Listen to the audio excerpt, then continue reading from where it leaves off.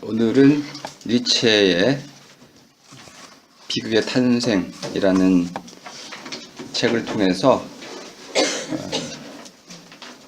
우리가 어떤 삶을 살아야 되는지에 대한 니체의 주장을 2시간에 걸쳐 한번 검토를 해보겠습니다. 비극은 희생극이다. 또는 자기 자신을 신과 공동체의 안전, 번영을 위해 바치는 극이다. 이렇게 좀 새로운 이해를 가져주시고요. 그 트라게디라고 하는 희생극 안에는 고뇌가 들어있겠죠. 키에르케고르가 말하려고 하는 결단이 요구됩니다. 결단에는 두려움이 뒤따르게 됩니다. 많은 실존 철학자들은 삶의 방식을 결단 이전과 결단 이후로 나누는 이런 잣대를 활용하고 있습니다. 이것을 사건이라고 봐도 좋겠습니다. 헤라클레이토스는 해는 날마다 새롭다라는 아주 단순한 말로 자신의 철학을 정식화했습니다. 어제의 해와 오늘의 해가 크게 다르지 않을 것입니다. 물론 날씨는 바뀌고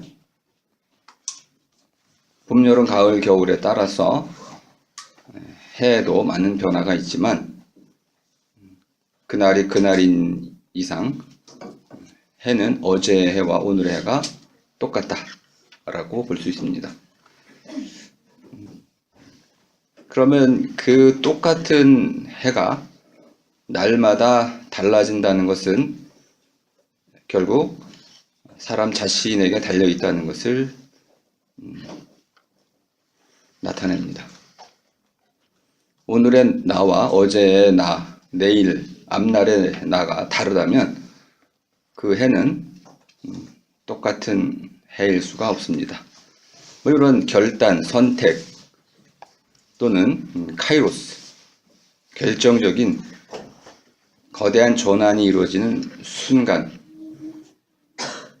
이것을 실존 철학자들은 강조를 하고 있습니다. 니체는 1870년 프로이센과 프랑스 전쟁에 위생병으로 참전을 했습니다. 굉장히 중요한 사건입니다. 그때 니체는 이미 바젤 대학에 고전 문헌학이라고 하는 고대 그리스 문헌의 전공자로서 교수로 재직하던 중입니다. 저 같으면 이게 좀 어려웠을 거라고 봅니다. 한국 전쟁이 다시 발발한다면은 제가 아무리 젊을지라도 교수의 신분으로 그것을 박차고 사회와 국가의 안전 또 정의를 실현하기 위해서 전쟁에 참전하는 것은 대단히 어려울 선택이라고 봅니다. 위생병으로서 니체가 한 일은 실제로 전쟁을 수행한 것이 아니고 군인들의 시체를 모으는 것이었습니다. 부상자들을 수송하거나 디프테리아 등에 감염되는 그런 환자들을 치료하거나 또 사지가 잘린 채 죽어가는 그런 시신들을 안치하고 매장하는 이런 일들을 했습니다. 비극의 탄생은 그의 처녀작인데, 처녀작이란 말은 좀 적절치 않으니까 첫 번째 작품입니다. 당시의 시대 상황을 정확히 표현해주고 있습니다. 니체가 살던 시대는 일반인들에겐 비극적이고 니체 자신에게는 희생을 요구하는 시기였습니다. 전쟁이 벌어지고 있는 상황, 우리는 일상적인 삶의 의미를 모두 잃어버리게 됩니다. 또 프랑스와 독일의 관계, 프로이센은 이제 독일로 이해하시면 되는데요. 관계는 아주 묘한 관계입니다. 2차 대전 때까지 그 관계가 유지가 되고 있죠. 적대국이죠. 영토 전쟁을 벌여왔습니다. 한일 관계랑 유사합니다. 그럼 한국이 프랑스라는 건가요? 뭐 역사적인 비교는 불가능하지만 그 두 국가는 맞수로서 또 적대국으로서 이렇게 끊임없는 부침을 서로 이루어왔습니다. 니체의 한 문장을 그의 일기에서 소개해 보겠습니다. 나는 후송되는 부상자와 함께 누워서 그를 돌보던 외로웠던 밤, 비극의 세 가지 시면을 떠올렸던 밤을 아직도 기억합니다. 사실 우리가 스스로 무엇인가 깨닫는 건 어렵고요. 계기가 좀 주어져야 되죠. 여러분 삶에도 아마 그러한 거대한 전환의 시점들이 있었을 겁니다.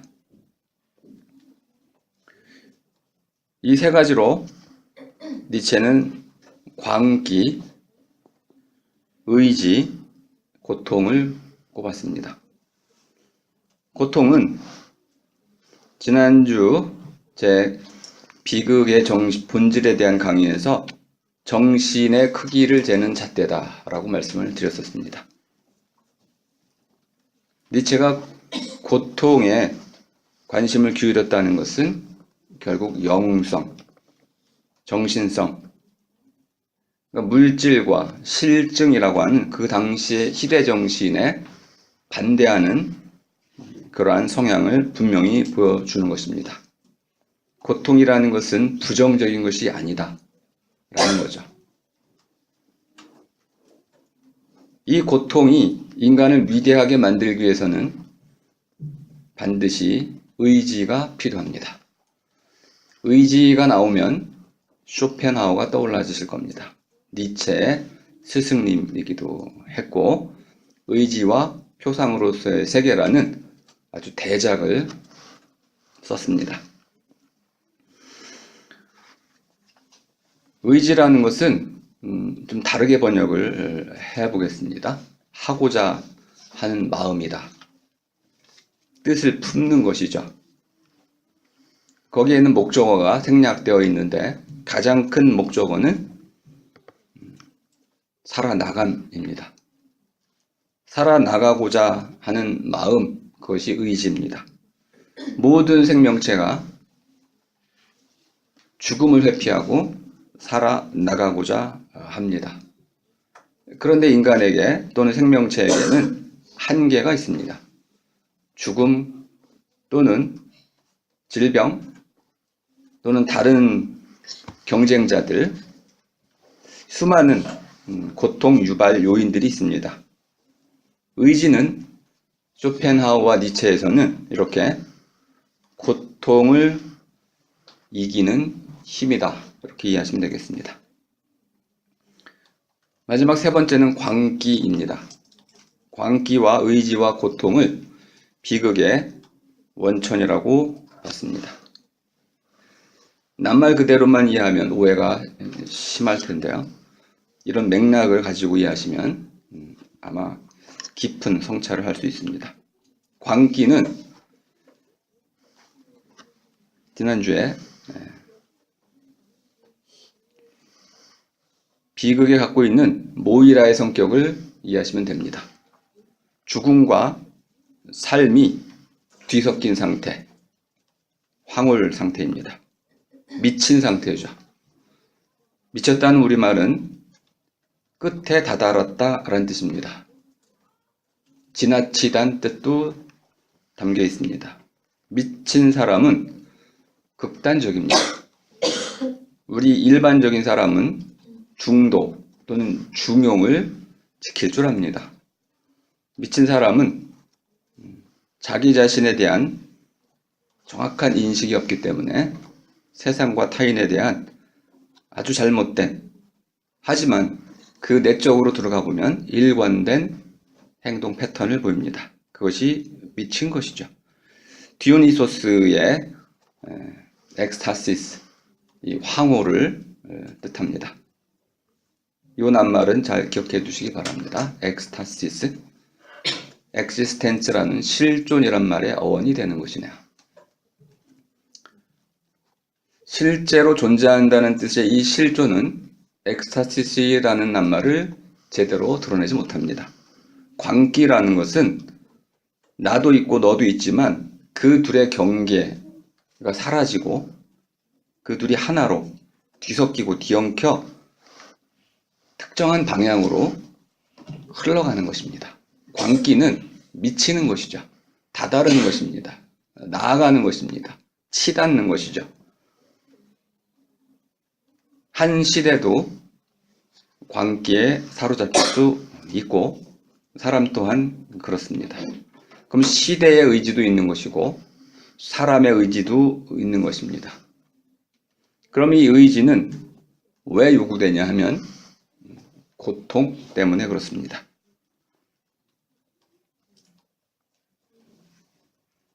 일반인들은 이 고통을 피하고자 합니다. 그래서 일반이 되는 것이죠. 아주 위대한 사람과 영웅은 이 고통에 맞서서 그러한 한계를 넘어가고자 합니다. 이런 한계를 넘어가기 위해서는 영웅적 의지가 필요합니다. 니체가 전쟁을 통해서 자기 삶의 이정표를 삼았다는 것은 분명합니다. 젊었을 때 이 한 번의 경험이 결국 니체의 철학을 완전히 각인했습니다. 그는 삶과 죽음의 문제에서 그 둘을 뒤섞고 죽음을 통해서 죽음 너머의 영원한 삶을 결단하는 것을 엑스타시스, 자기를 벗어나는, 자기를 넘어서는, 그러면 이제 니체의 핵심 개념인 위버멘시, 넘어선 사람, 뛰어난 사람, 초인이라고 번역되는 그 낱말이 나오게 됩니다. 근데 이러한 젊은 날의 경험이 한편으로는 정치적으로나 시대사적으로 아주 엉뚱한 결과를 낳기도 했습니다. 니체는 노예제를 옹호했던 사람입니다. 반시대적인 인물인 것이죠. 다만 실질적인 노예자라기보다는 노예의 도덕을 반대했던 사람입니다. 대신 군주의 도덕을 찬성했습니다.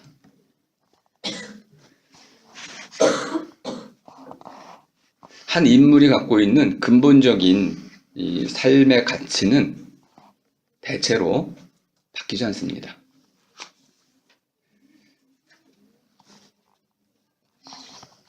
위대한 철학자들이 되게 전기, 후기로 나뉘는 경우가 많은데요. 그거는 삶의 가치가 대부분 뒤엎어지기 때문에 생겨나는 사건입니다. 근데 니체는 평생 군주의 도덕을 주창했습니다. 바뀌지 않았어요. 그만큼 젊었을 때의 신념이 강했었다는 것을 알 수 있습니다. 고대 그리스 사회는 BC 6세기, 4세기를 거치면서 데모크라틱이라고 하는 데모스 통치, 데모스에 의한 통치로 직역할 수 있습니다. 민주주의하고는 관계가 없습니다. 데모스는 무리란 뜻입니다. 무리에 의한 통치, 무리에 의해서 다스리기. 무리가 무리를 다스린다는 겁니다. 왕이나 귀족이나 뛰어난 사람들이 또는 금권, 참주 이런 소수 또는 특정 집단이 다스리는 것이 아니고 무리가 무리를 스스로 다스린다는 뜻입니다. 민주는 완전 오역인 것이죠. 그리고 주의도 아닙니다. 다스리는 통치 형태를 말하는 것입니다. 독재냐, 참주정이냐, 귀족정이냐 이런 의미에서 무리가 무리를 다스리는 정치 형태를 말하는 것입니다.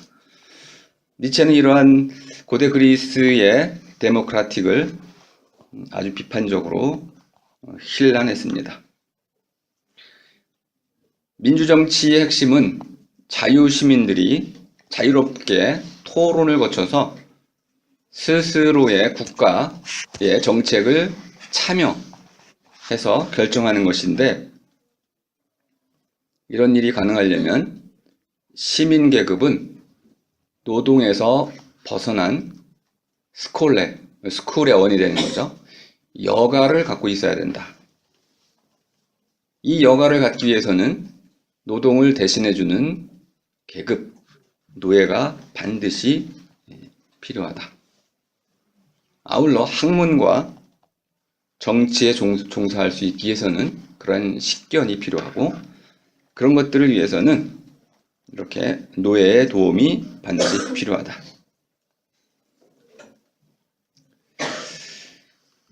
에, 25만 명의 아테네 인구 가운데 성년 남자 시민은 4만 5천 명쯤 됐습니다. 4분의 1, 5분의 1 정도 된 거죠. 이들이 시민이었습니다. 가난한 시민은 노예를 한두 명, 부유한 시민은 50여 명, 아주 많게는 500명까지도 노예를 두었습니다. 이게 데모크라틱이라면 우리는 그런 종류의 데모크라틱은 찬성할 수가 없습니다. 아테네는 기본적으로 모든 사람은 평등하다는 인식을 갖고 있었고, 그래서 수시로 노예를 해방하는 일들을 벌였습니다. 그럼에도 또 이러한 시민적 삶을 위해서는 노예가 반드시 필요하다는 이러한 인식도 공유해서 모순돼 보이지만 그런 모순된 정치 형태를 지속해 왔습니다. 니체는 고급 문화를 위해서는 노예제가 필요하다. 니체는 당시 19세기 말에 문화가 타락했다고 봤습니다. 타락의 핵심은 물질주의입니다. 물질주의라는 말은 사람들이 자본주의적 부만을 최고의 가치로 여기고 음악이라든지 학문이라든지 예술, 특히 예술을 무시했다는 데 있습니다. 문화의 핵심은 바로 이 예술에 있다고 봤는데 1871년 5월 파리에서 프랑스 노동자들이 루브르 박물관을 강탈하고 파괴했다는 기사가 실렸습니다. 니체는 큰 충격을 받았다고 합니다. 그거 봐라. 이렇게 문화가 타락하는 증거가 분명하지 않는가. 이러한 문화를 약탈하고 파괴하는 노동자 계급이 정치에 참여한다고? 그럼 이 시대는 파멸로 치달을 수밖에 없다. 그래서 이 노동자의 정치 참여를 적극 반대를 또 했었습니다.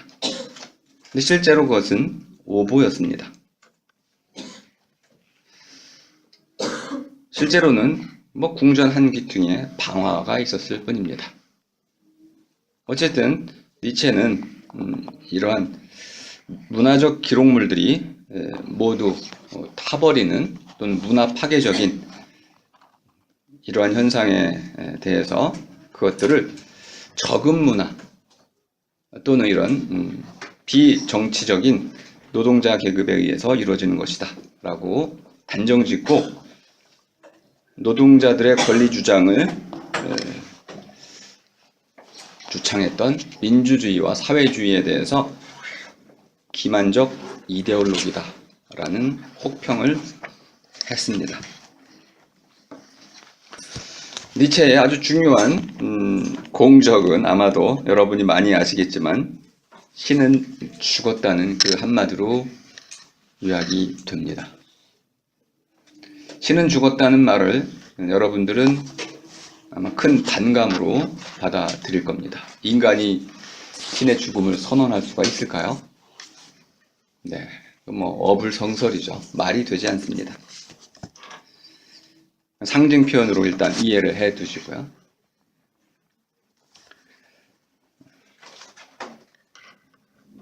고대 그리스인들은 니체가 가장 존경했던 삶의 형태, 디오니소스적 삶의 방식을 채택하고 있었습니다. 물론 이제 한편으로 봤다고 이제 말씀드렸습니다. 극단적으로 본 거죠. 삶이라는 것은 언제나 갈등과 모순 그리고 비극으로 가득 차 있습니다. 이러한 갈등과 비극은 인간의 욕망으로부터 또는 탐욕으로부터 또는 지나친 경쟁으로부터 비롯되는 것이죠. 그런데 고대 그리스인들은 그러한 고뇌찬 삶을 대긍정했다고 봤습니다. 영웅적인 삶에 보면 영웅들은 모두 자신의 운명을 흔쾌히 받아들이는 모습을 보이고 있습니다.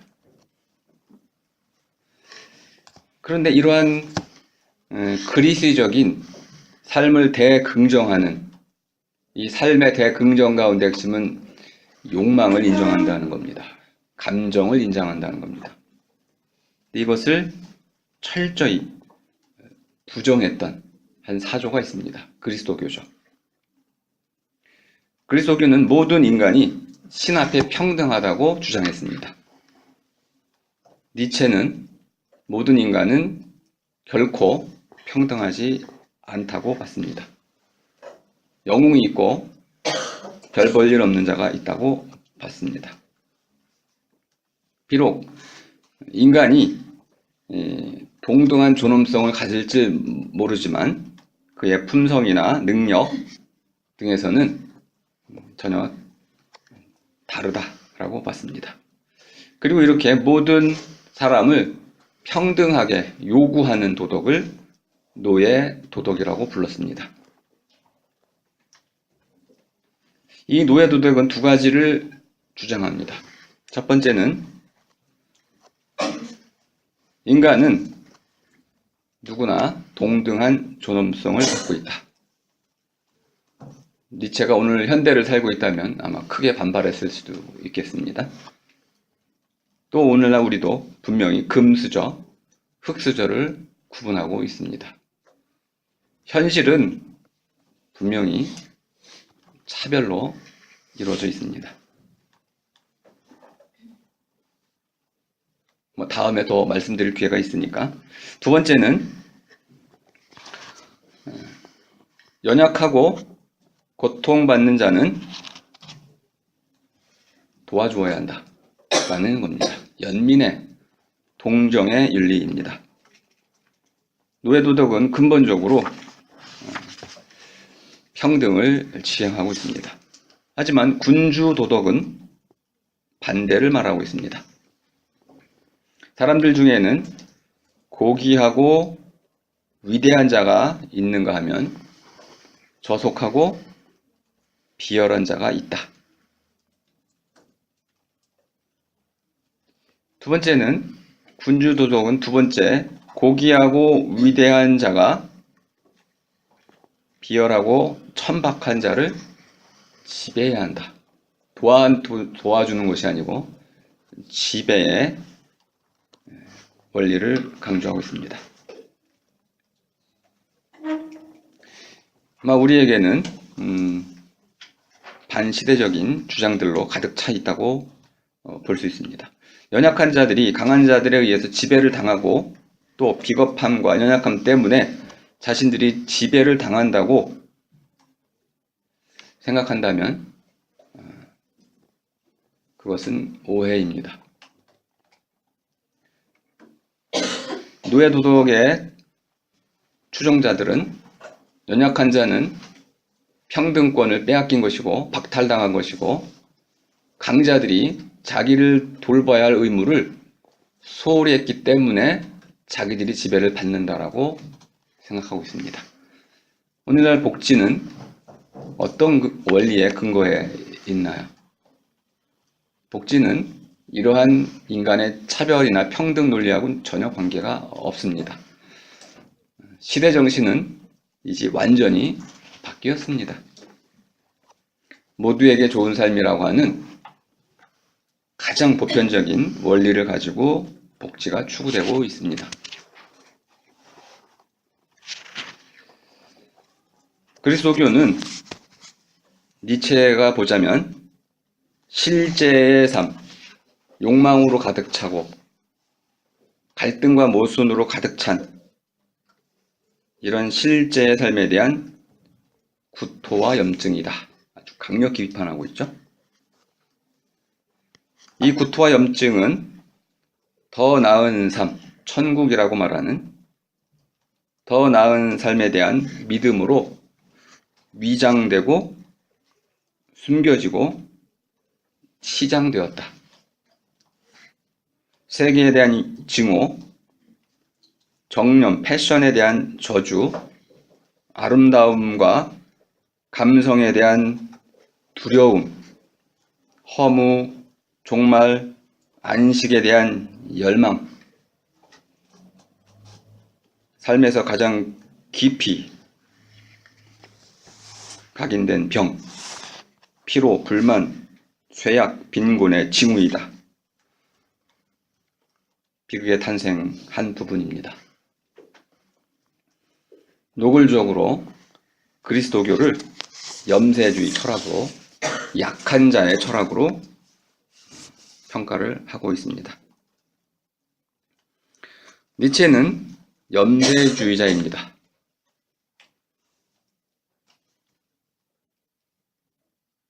염세주의엔 두 가지가 있다고 봤습니다. 하나는 당시에 인기가 있었던 쇼펜하우어의 염세주의입니다. 쇼펜하우어는 삶의 이러한 모순들, 갈등들, 탐욕들 이런 것들을 혐오하고 증오하면서 그러한 삶으로부터 도피하라고 주장했습니다. 니체는 이것을 약함의 염세주의라고 이름 붙였습니다. 자기 스승을 비난한 것이죠. 심지어 쇼펜하우어는 자살을 권유하기도 했습니다. 그 자신은 자살하기는커녕 미식가로 살아갔습니다. 이런 사람의 철학은 읽을 필요가 없습니다. 삶과 행동이 말과 다르다면 그는 철학자라고 말할 수 없습니다. 니체가 말하는 염세주의는 고대 그리스인들의 강함에서 비롯된 염세주의입니다. 염세? 그런 거 살만한 가치가 없다는 겁니다. 그렇게 살 바에는 우리가 흔히 하는 말이죠. 차라리 영웅답게 죽음을 맞이하리라. 이러한 삶의 현실로부터 도피하지 않고 그것을 흔쾌히 받아들이는 이런 태도, 삶에 대한 애착과 미련을 아주 쉽게 떨쳐버리는 이런 태도를 또 염세주의라고도 표현했습니다. 니체는 크게 이렇게 세 가지로 제가 규정해드렸습니다. 하나는 젊었을 때의 전쟁에 참전했던 그의 개인사, 이것이 이런 비극에 눈뜨게 해줬고, 또 고통과 또 광기에 대한 철학적 깊이를 더해주었다.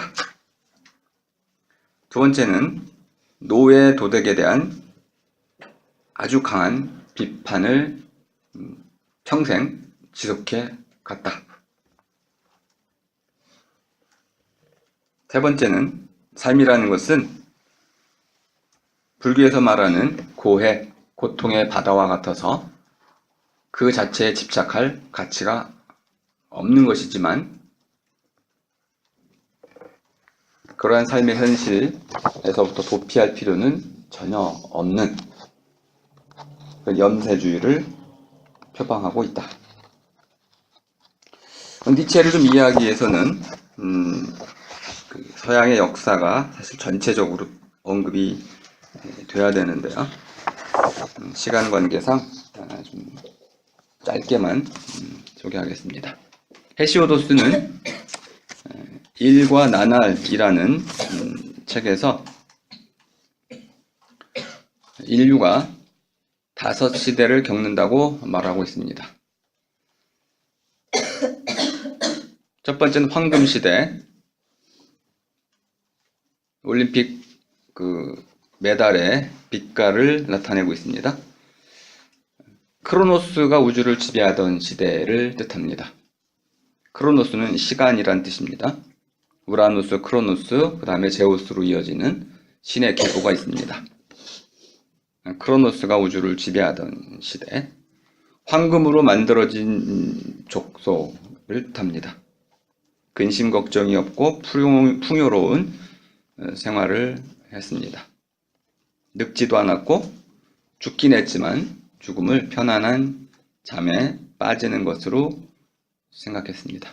제우스는 이 황금시대의 종족을 인간의 수호, 정령으로 만들었습니다. 은혜시대는 크로노스를 이어받은 제우스가 만들었습니다. 수준이 좀 떨어졌어요. 100년 동안 어머니의 보살핌을 받는 어린아이로 순진하게 지냈습니다. 성장해서 사춘기에 이르면 어머니 곁을 떠나야 하지만 어리석음과 그 무모함 때문에 얼마 살지를 못했습니다. 제우스는 이 은혜 족속들이 신들에 대한 숭배를 거부하자 노에서 이들을 모두 지옥에 매장해 버렸습니다. 세 번째, 청동의 시대는 물풀의 나무에서 생겨난 사람들입니다. 신이 창조한 것도 아니었습니다. 은혜 시대에 살던 사람들보다 몰염치하고 호전적이었습니다. 이들의 유일한 관심사는 전쟁이었습니다. 항상 싸움을 일삼고 끔찍한 일들을 저질렀습니다. 이들은 서로 싸우다가 모두 죽었습니다. 영웅시대는 영웅들이 살던 시대입니다. 이들은 신들의 후손으로 반인, 반신이었습니다. 그들은 청동시대의 족속보다 덕이 높았고 수치와 명예를 알고 존중했습니다. 하지만 이 시대에도 처참한 전쟁이 계속 벌어졌습니다. 제우스는 이 싸움에서 살아남은 자들을 행복한 자들의 섬에 머물게 했습니다. 보상을 해준 것이죠. 마지막으로 헤시오도스 자신이 살고 있는 시대가 철의 시대라고 봤는데요.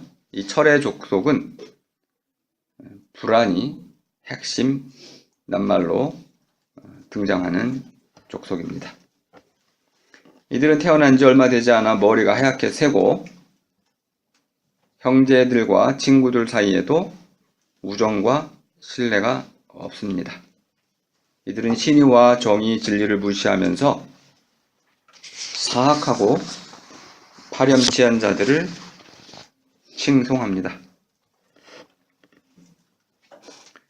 이 시기에는 지상에 남아있던 마지막 신들마저 하늘로 올라가고 인류는 무법천지 속에서 치유할 길 없는 불행과 고통을 견디며 살아가야 하는 운명에 처하게 됐습니다. 유재원 선생의 그리스 신화의 세계라는 책에서 좀 소개해드렸습니다. 니체는 이러한 고대 그리스 이전의 세계관을 연구했던 사람입니다.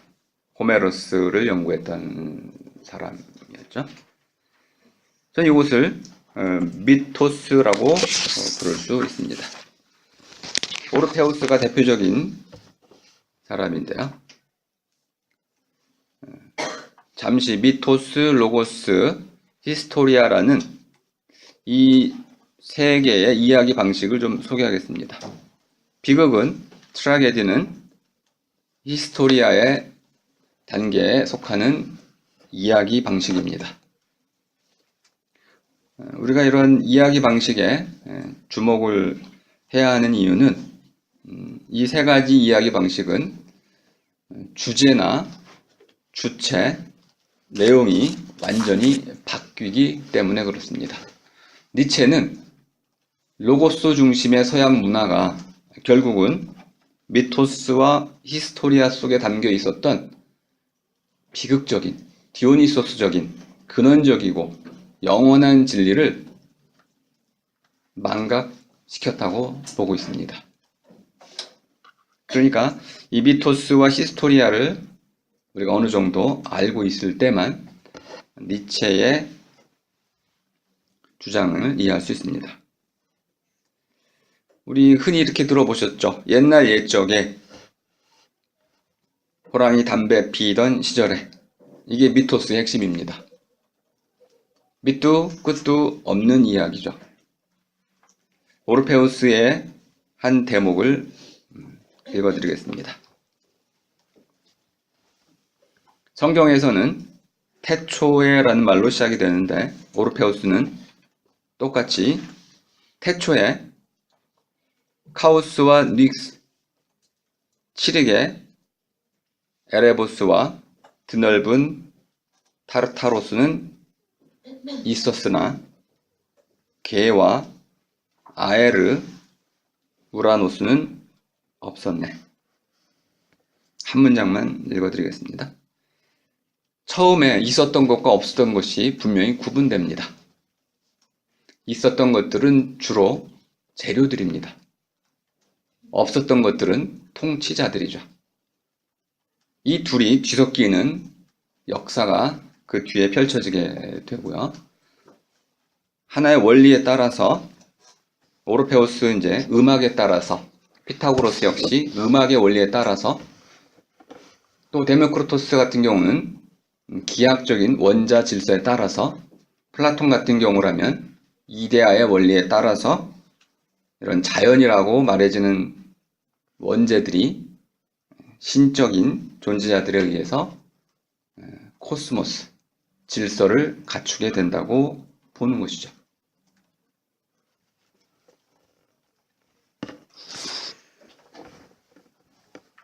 오르페우스에 따르면 애초에 물과 진료가 있었으며 이 진료가 굳어져 땅이 형성되었고 물과 땅, 이 두 가지를 먼저 근원으로 놓았다.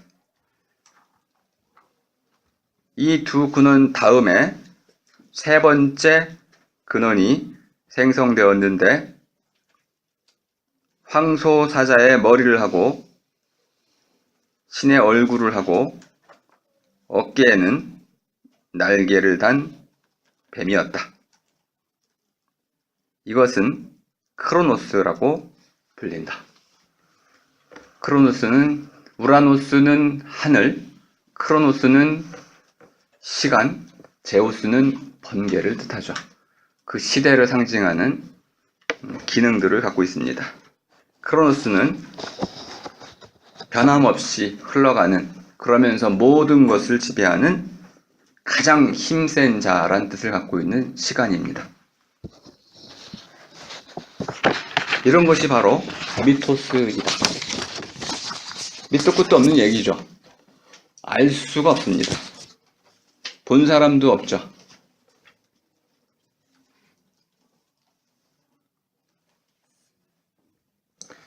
헤시오도스 또한 신들의 탄생이라는 책에서 진실로 맨 처음 카오스가 생겼네 라고 진술하고 있습니다. 카오스라는 건 오늘날 가스의 어원이 되는 말인데요. 이 뜻은 벌어지다 라는 뜻입니다. 열리다, 하품, 벌어진 틈새. 카오스는 어떤 것이 열리거나 벌어져 생겨난 빈틈 또는 빈터, 거기서 무엇이 생겨나올지는 알 수가 없습니다. 그래서 카오스는 심연이라고도 번역이 되고 혼돈이라고도 번역이 됐는데, 혼돈은 번역이 잘못됐습니다. 동양 전통에도 혼돈이라는 신이 있어서 카오스는 혼돈과는 전혀 관계가 없습니다. 카오스는 이렇게 빈틈으로 열리다, 무엇인가 생겨나오는 자궁, 이렇게 이해를 해두시면 되겠습니다. 이제까지 우리는 일본 학자들의 번역어들을 통해서 학문을 해왔기 때문에 여러분들이 저한테 듣는 이야기들을 좀 새롭게 느껴질 수 있습니다.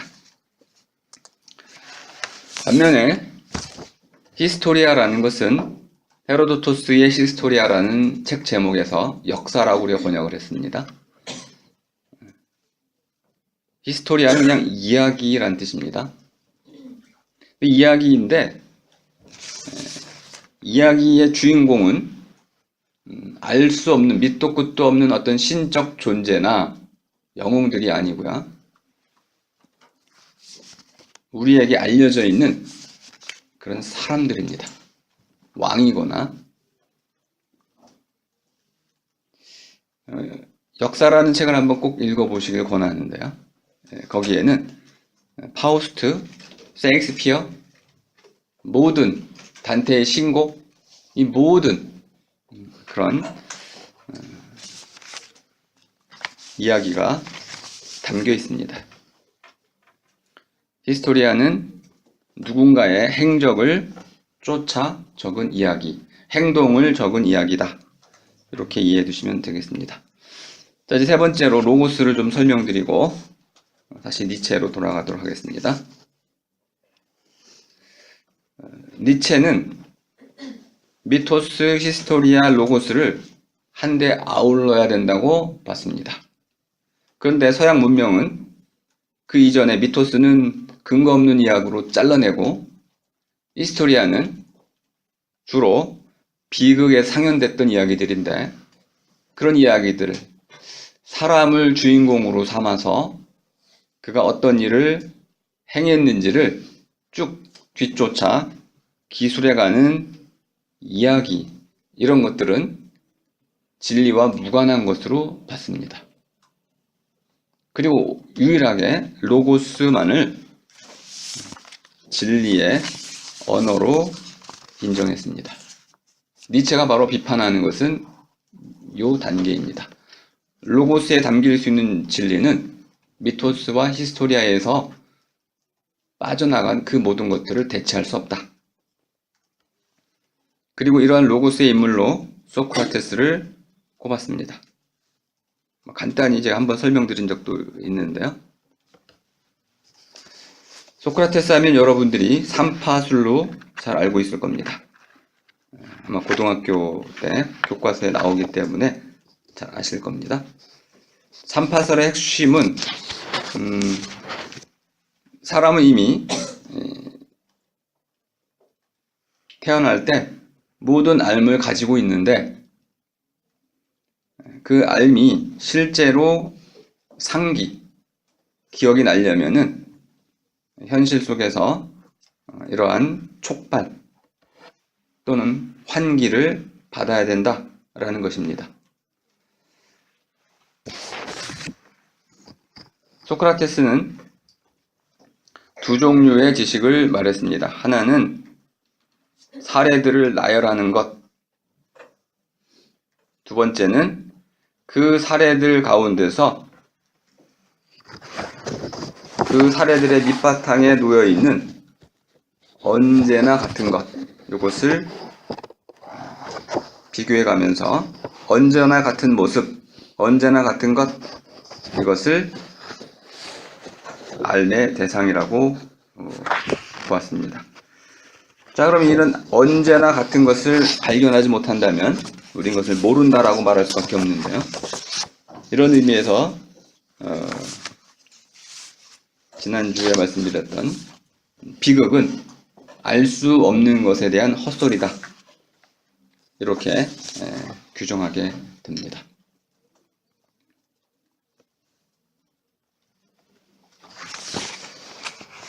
제가 이제 오늘 클레오스라는 새로운 개념 하나를 소개하려고 하는데요.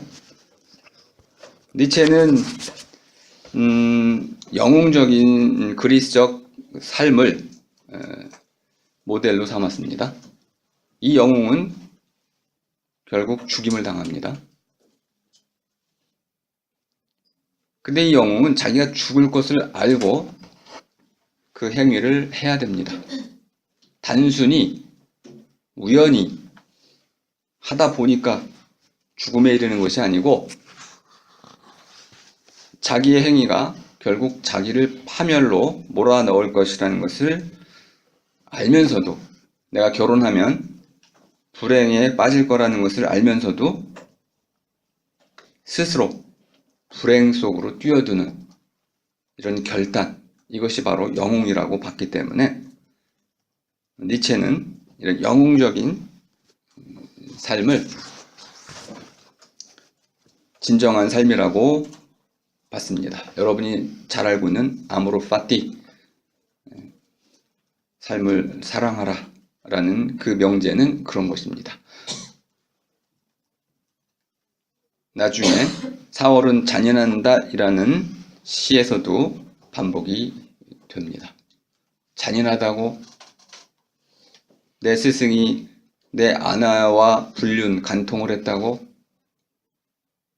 그래도 내 삶은 살 가치가 있는가? 반문하는 것이죠. 삶은 원래 비참한 거죠. 잔인한 겁니다. 그 잔인함을 이기고 스스로 영웅적인 행위를 결단하는 삶, 이것이 니체 또는 T.S. 엘리엇이 추구했던 그러한 실존적 삶의 모습입니다. 사람은 어떤 삶을 살아야 할까요? 고대 그리스 비극은 분명히 영웅적 행동을 하라라는 답변을 주었다고 말씀을 드렸습니다. 여기에는 영웅적 행동을 다른 측면에서도 나타낼 수가 있습니다. 클레오스라는 낱말 하나를 소개하겠습니다. 자, 핀다로스, 여러분 핀다로스를 아시는지 모르겠는데요. 네, 핀다로스 시를 좀 인용을 할 텐데요. 시이기 때문에 뭐 해석의 여지는 상당히 많습니다. 한번 읽어보겠습니다. 핀다로스의 빅토리송이라는 건데요. 승리의 찬가입니다. 우리가 언제 죽을 운명이라면 왜 따분하고 늙은 나이를 애지중지하며 헛되이 숭고함도 없이 그림자 속에 쭈그리고 있어야 하는가? 승리자의 기계가 엿보이는 시입니다. 또 다른 시를 한편 소개하겠습니다. 역시 빅토리송에 속해 있는 건데요. 제목은 언젠가 죽을 수밖에 없는 자들의 기쁨입니다. 언젠가 죽을 수밖에 없는 인간의 기쁨이 화려하게 꽃을 피우더니 단순한 생각의 변화에 깨어져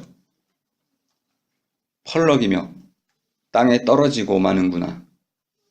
덧없는 인간의 목숨이여. 대단한 사람은 무엇이고 아무것도 아닌 사람은 무엇인가? 인간은 그림자의 꿈에 불과하거늘 그러나 신이 주신 영광과 마주칠 때 밝은 빛은 우리 위에서 빛나고 우리의 인생은 달콤하리라. 펜다로스는 고대 그리스의 아주 가장 위대한 시인 중에 한 명입니다. 이걸 한마디로 얘기하면 평범한 인생은 살 가치가 없다라는 겁니다. 염세주의죠. 허무주의입니다. 이 세상에 우리가 애착을 가질 것은 아무것도 없다. 허무주의입니다. 니힐리즘입니다. 성찰하지 않는 삶은 가치가 없다. 비범하지 않은 삶은 살 가치가 없다. 아킬레우스도 일리아스에서 같은 표현을 하고 있습니다. 그가 추구했던 것은 바로 영광이었습니다. 칼 야스퍼스는 지혜로 가는 길이란 책에서 이 비범함이라는 개념이 기원전 800년부터 200년까지 그 시기에만 유독 그리스 아테네를 지배했다고 말해주고 있습니다. 이때 그들이 가장 추앙했던 것이 클레오스라는 것입니다. 번역이 좀 어려워서요. 기본적으로는 기리는 노래라고 번역할 수 있습니다. 현재는 아직 번역이 안 되어 있는데요. 기림 노래 정도가 되겠습니다. 찬가죠.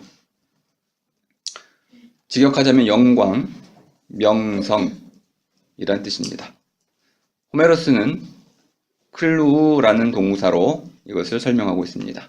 클루우는 나는 듣는다 라는 뜻입니다. 당시의 시대상을 이해하면 어렵지 않는데요.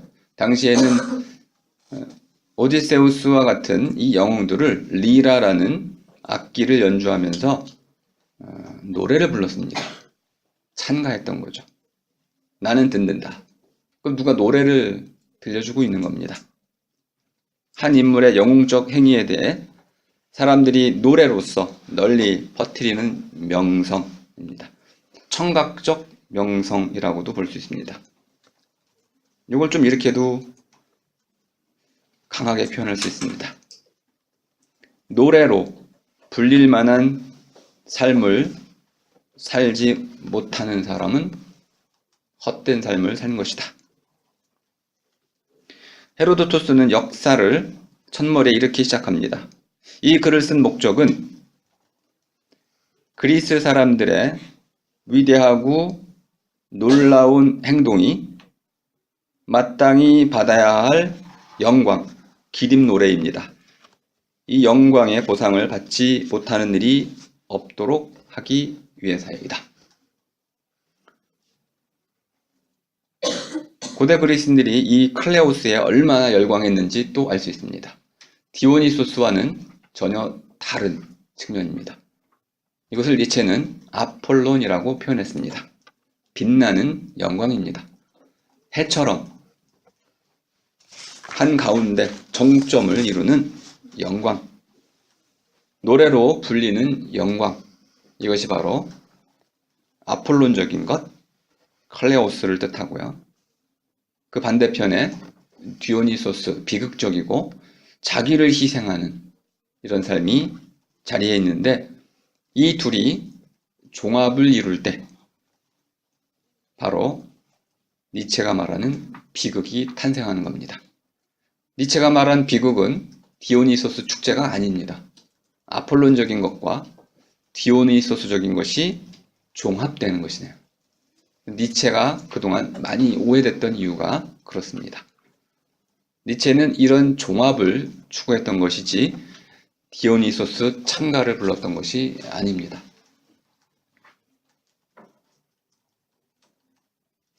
당시 BC 4세기, 5세기 때는 페르시아 전쟁에서 아테네가 승리하면서 페리클레스의 그 위대한 정치 덕분에 아테네는 10m가 넘는 거대한 아테나 여신이 들어서고 수많은 신전들이 건축되면서 아테네는 300여 개의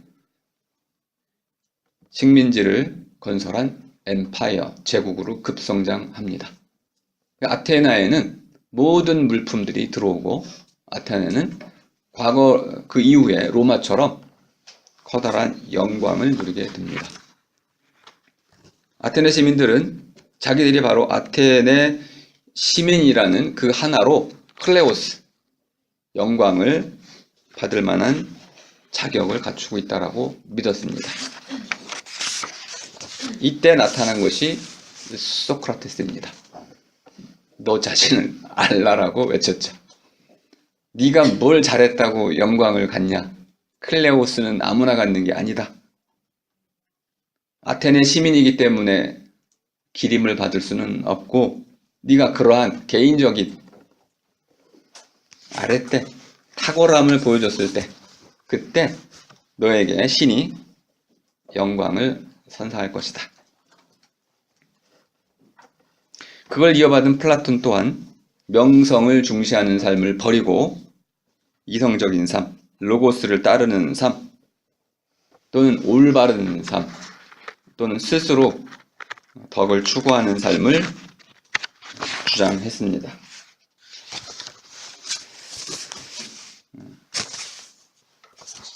클레오스도 여러분께서 한번 잘 소개를 좀 해드렸고요.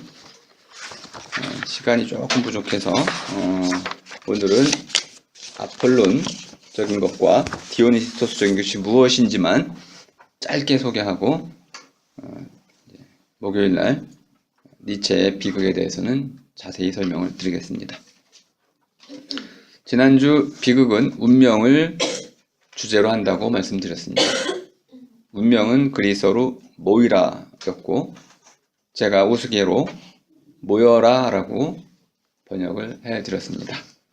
신적인 것, 죽을 수밖에 없는 자, 그리고 자연, 이 세 가지가 한데 모여서 일어나는 사건, 이것이 모이라였습니다. 니체는 이러한 사건이 그 두 가지의 종합으로 이루어진다고 봤습니다. 아폴론적인 것과 디오니소스적인 것. 자, 아폴론적인 것은 딱 한마디로 이렇게 설명할 수 있습니다. 해와 같은 밝음, 명료한 것, 모든 사물이 드러내는 균형, 절도, 질서, 명료한 형태, 국가의 도덕이나 법률, 이것이 드러나는 대표적인 형식은 조각입니다. 고대 그리스 아테네에서 조각이 최고의 예술로 인정받은 것은 아폴론 숭배 때문에 그렇습니다. 그들이 독특한 미적 감각이 있었기 때문에 그렇다기보다는 아폴론 숭배라는 종교적인 의식 때문에 조각이 아테네의 주요 예술 장르가 됐던 것이죠. 반면에 디오니소스적인 것은 반대겠죠. 아폴론적인 밝음과 절도에 대비되는 밤의 어둠과 심연, 혼돈, 그리고 아폴론적인 평정에 대비되는 끊임없이 유동하고 변화하는 생명력, 또 포도주가 상징하는 것처럼 혼연일처가 되는 도취, 개성과 차별이 무너지는 단계, 황홀경,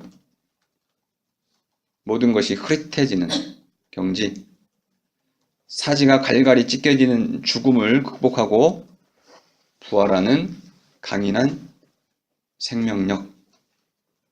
이 둘이 한데 아우러졌을 때 진정한 비극이 태어나는 것이다 라고 봤습니다.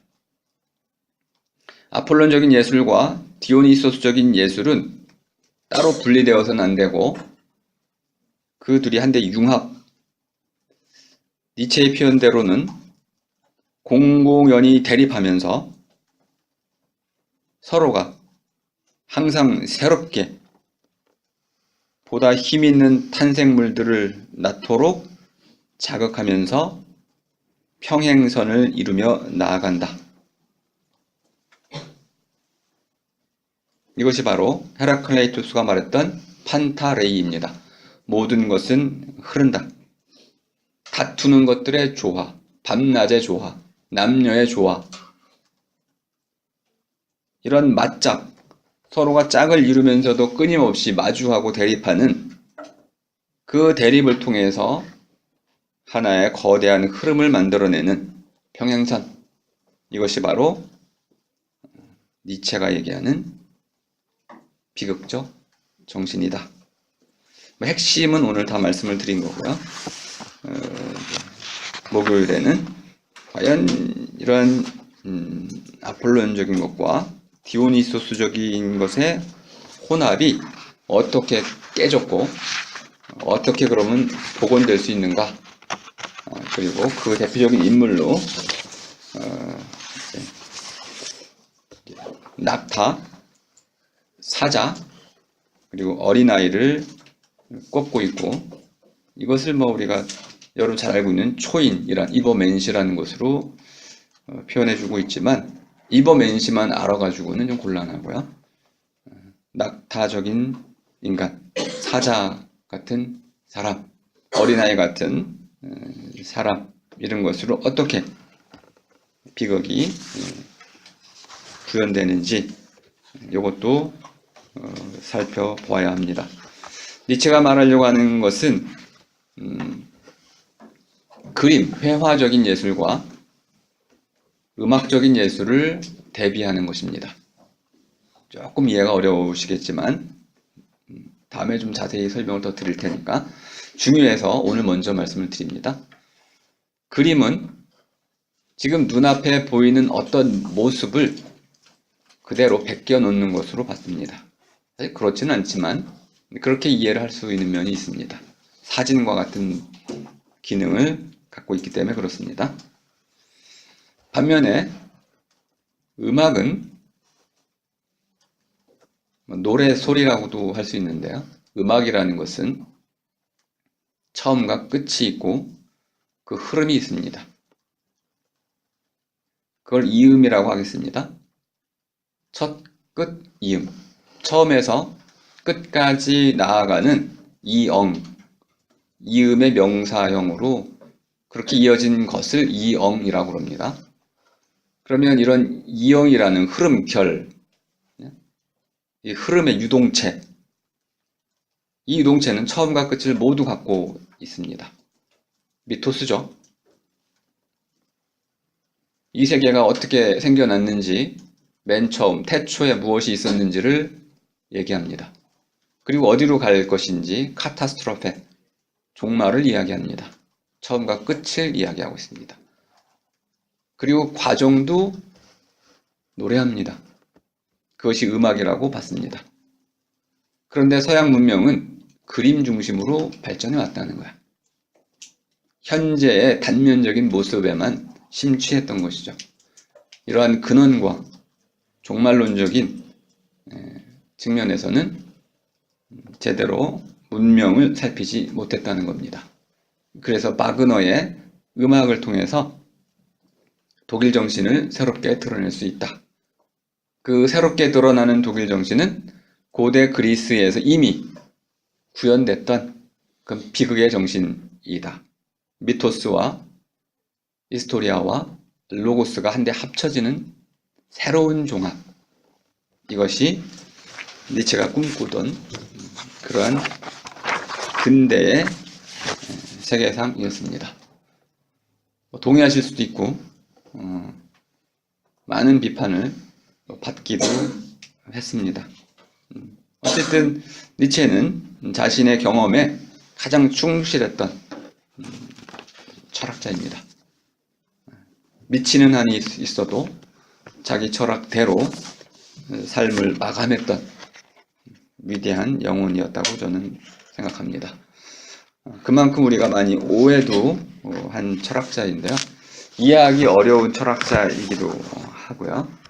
하지만 그럴수록 우리는 더 겸손하게 그가 정말 말하려고 했던 그 시대의 문제를 우리 것으로 다시 고민하는 그런 노력이 좀 필요하지 않나. 중간고사 이후에는 제가 이제 제 얘기를 주로 많이 하게 될 텐데요. 우리 얘기를 좀 하게 될 겁니다. 그동안 우리가 공자맹자를 이제 배워왔는데, 오늘날 우리 현실을 돌아보니까 공자맹자는 쓸데가 없어졌어요. 온통 서양 것이죠. 앞으로도 그럴 것인지는 좀 더 두고 봐야 되는데요. 저는 니체가 말하려고 하는 이런 종합이 꼭 필요하다고 봅니다. 서양과 동양, 이슬람 세계, 그다음에 아프리카 등등 인류에게 주어진 그 무한한 가능성들을 우리가 모두 포괄할 수 있는 그 지적 역량을 키워나가야 된다 이렇게 생각을 좀 하고 있고요. 그것의 기초는 저는 우리말이라고 보고 있습니다. 시멘트인 거죠. 건물을 지으려면 시멘트, 콘크리트가 필요한데 그것이 바로 우리말이라고 말씀드릴 수 있습니다. 말이 없으면 따로 놀게 되죠. 하나의 건물을 지을 수가 없습니다. 그리고 짓는 것은 결국 하나의 정신의 몫입니다. 한 사람이 해낼 수 있는 것이죠. 니체는 그러한 위대한 기획을 꿈꿨던 미완의 철학자다라고 생각을 합니다. 그의 철학의 대표는 힘의 의지라는 말로 집약되어 있는데요. 아마 이번 학기에는 그 힘의 의지라는 책은 소개해 드릴 수가 없습니다. 아쉽지만 여러분들이 관심 있으시면 바로 읽으시면 되겠습니다. 자, 뭐 질문이 있으시면 남아서 해주시고요. 자, 오늘 강의는 이것을 마치겠습니다. 네, 수고하셨습니다.